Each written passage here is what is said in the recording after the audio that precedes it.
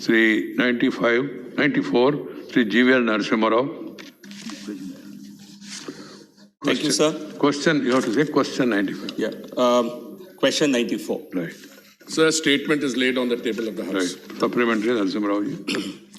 Sir, the answer given by the Honorable Minister says Tirupati was declared international airport on 12/6/2017, but till date not a single international flight either arrived or left from there.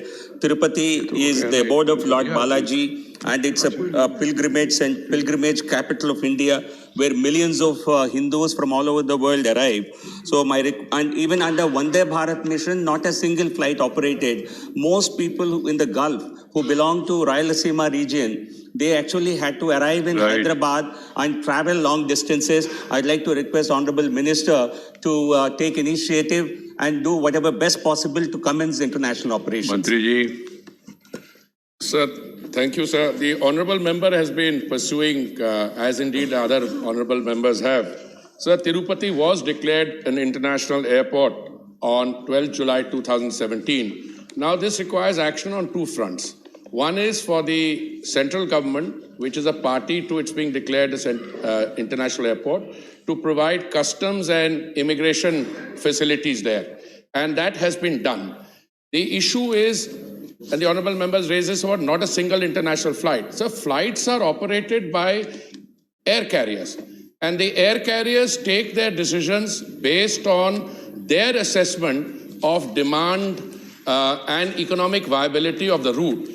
The honourable member mentioned it's the abode of Lord Venkateshwara. Sir, we are all disciples. There is a 65,000-70,000 disciples visit the shrine every day. The issue is, if international flights have to be operated from there, we can encourage the airline. I must share with you, sir, we are encouraging the airlines to operate flights, not only international but other flights. Tirupati is connected to Kolhapur, Hubli, Belgaum, Kalaburgi under the Udan scheme. And other than the one to Kolhapur, all the other Udan schemes are operational. But for it to become an international airport, sir, once it opens up, once traffic opens up, we will encourage the airlines based on traffic. Insofar as Vande Bharat is concerned, sir, Vande Bharat flights are being carried out again to the major metropolises. Right. Second supplementary. Sir, about domestic air cargo terminal in Tirupati, that also is ready for operation. I would request the Honourable Minister, he said security clearance is to be obtained. I've been pursuing with various authorities.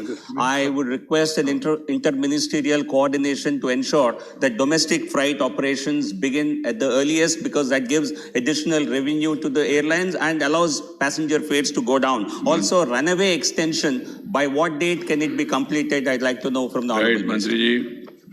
Sir, there are two parts. One is the freight operations.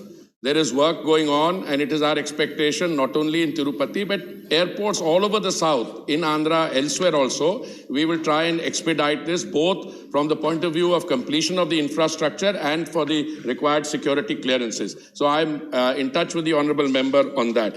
On the other issue which the honourable member has raised about Cargo. Extension of the runway, sir. All airports in Andhra, including Tirupati in particular, Tirupati just now can take flights of A320, but some land has to be made available. Some of it has. Then we will extend the runway so that 777 and wide-bodied aircraft can also come. But I want to ensure the honourable member that this is being done in all the other airports in Andhra as well. Right.